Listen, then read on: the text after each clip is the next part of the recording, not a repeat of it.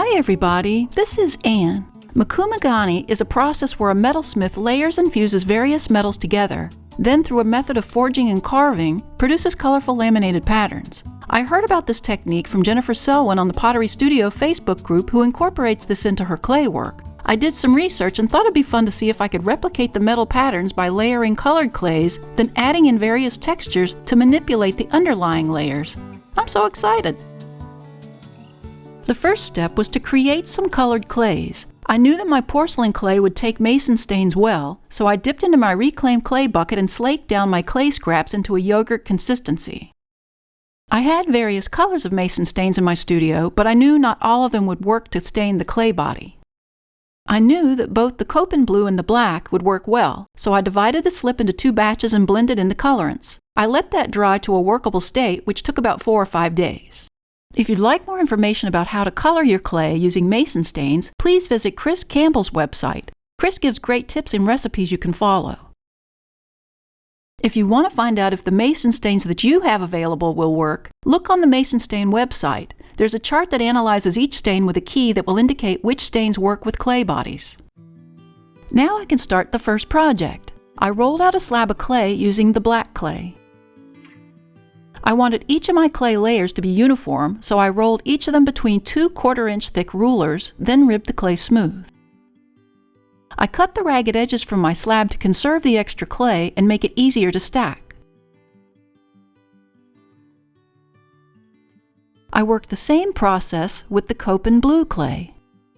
Note that I carefully cleaned my work surface and rolling pin before changing clay colors so as not to contaminate them. My third clay color was just using the plain white porcelain as a contrast. After that was ribbed and ready, I stacked the blue slab on top of the white. I stacked the black slab on top of that. I cut away the overhanging clay from the sides to conserve it for the next project. You can see the beautiful layers along that side. I then cut the stack in half with an X-Acto knife. I layered those together, making sure the black and white layers joined together. I rolled the stack to flatten it out, carefully turning it over to even both sides. As you roll, you'll see the layers get thinner and thinner.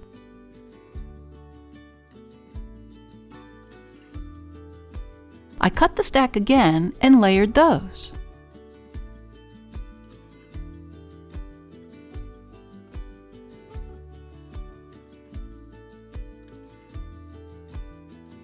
I did a final rolling to make sure all the layers were stuck together. Now, to manipulate the underlying layers, I used this checked shelf liner.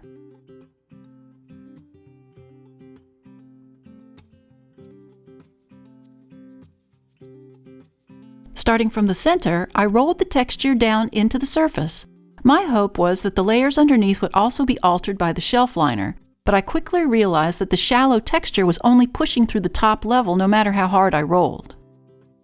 To make deeper impressions, I took the end of a pin top and pushed the corners of the texture deeper into the clay.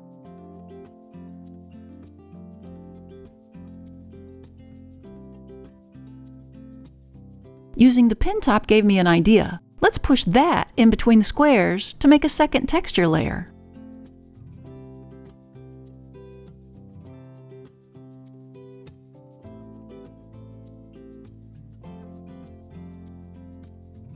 When I took the liner away, it looked sort of like a game board.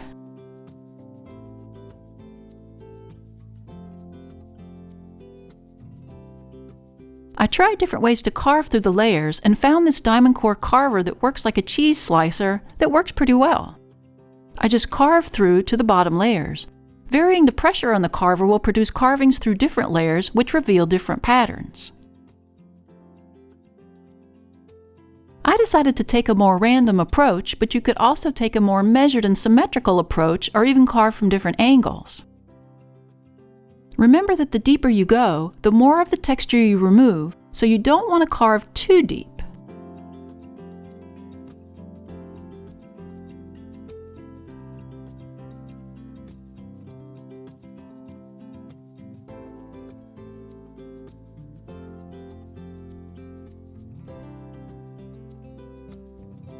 Here I was happy with the texture, but I still had an uneven surface depth. To remedy this, I covered the slab with a piece of plastic wrap and rolled the slab flat. I was worried that this might smear the surface, but it did not. The pattern remained.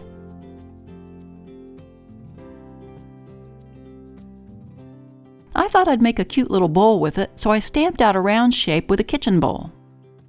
The bowl curled down the edges a bit, but I could still see the textures and the layers on the sides.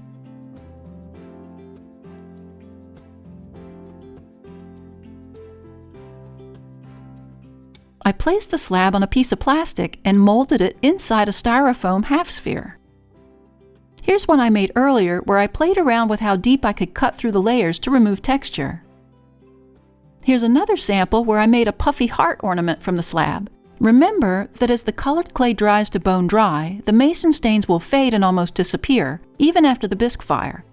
This made me concerned that perhaps I didn't put enough stain into the clay, but once I added clear glaze over the top and fired it to cone 5, the vivid colors returned with its beautiful patterns. Let's try another experiment, this time with more compact clay layers and using a texture that cuts a bit deeper. Again, I rolled out my slabs and cut and stacked them like the first experiment, except that I rolled, cut, and stacked a few extra times so that each layer was much thinner than before.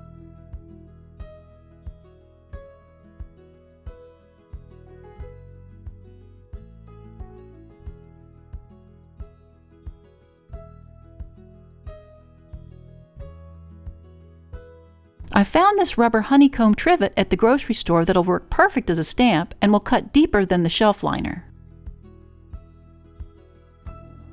Starting in the center, I rolled the pattern into the clay.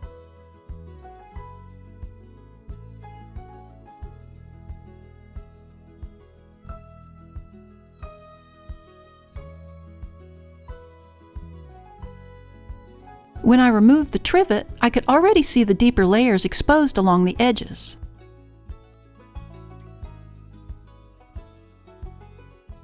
To add a little extra interest to the pattern, I used the sharpened end of a tool inside some of the little honeycombs to go deeper into the layers. A pencil or a sharp bamboo stick will work too. I made a little bit of green clay and thought it would be interesting to fill in some of those holes with a different color.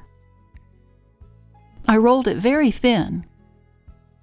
I then stuck the ends of the green coils into the holes.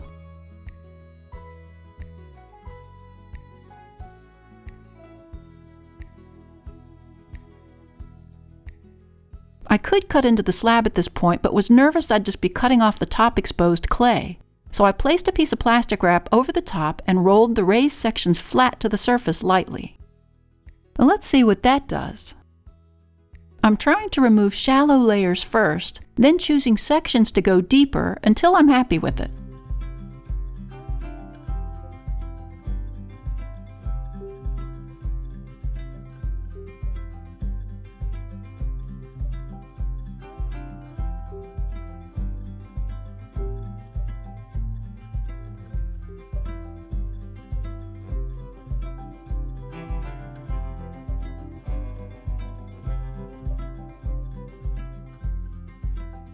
I went ahead and cut away the excess clay around where I'm working.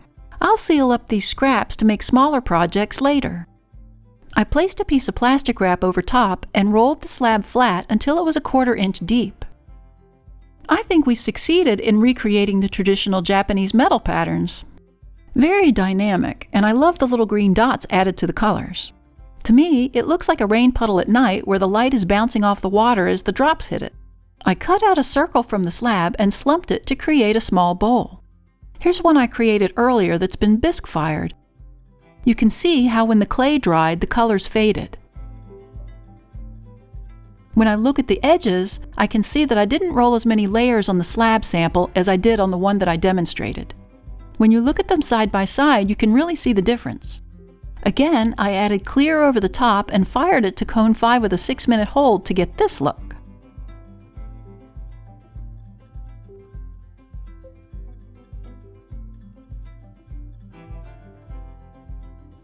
Let's try one more experiment where I roll out even thinner layers and go even deeper with my texture.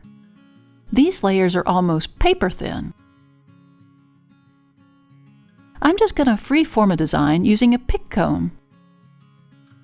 Starting with the blunt end, I'm inserting it through the clay layers in a star pattern.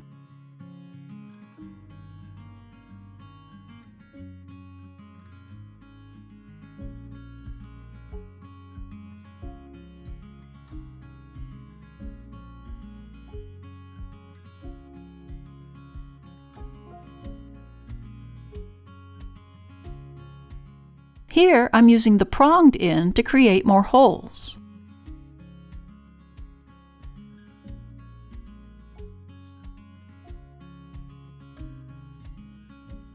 I started removing layers in a shallow fashion and then going deeper until I got really to the meat of the pattern.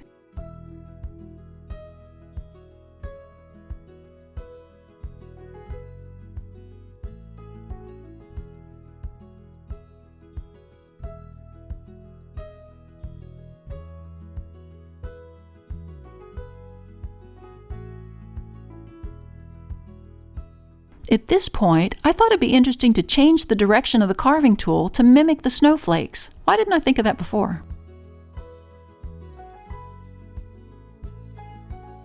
Oh, that's really cool.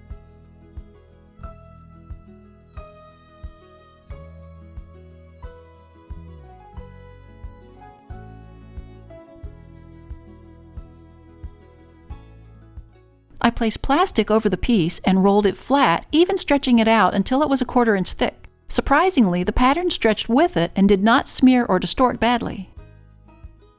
Let me know what you think about this in the comments section below.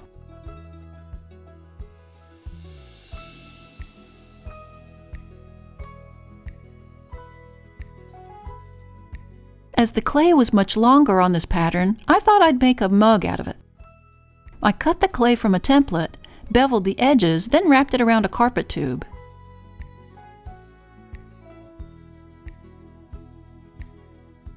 I just used the remnants of the slab for the bottom, and I pulled a handle with the black clay. It didn't dry in time for publication of this video, but I'll finish it up and post it to the community section of our channel for you when it's done.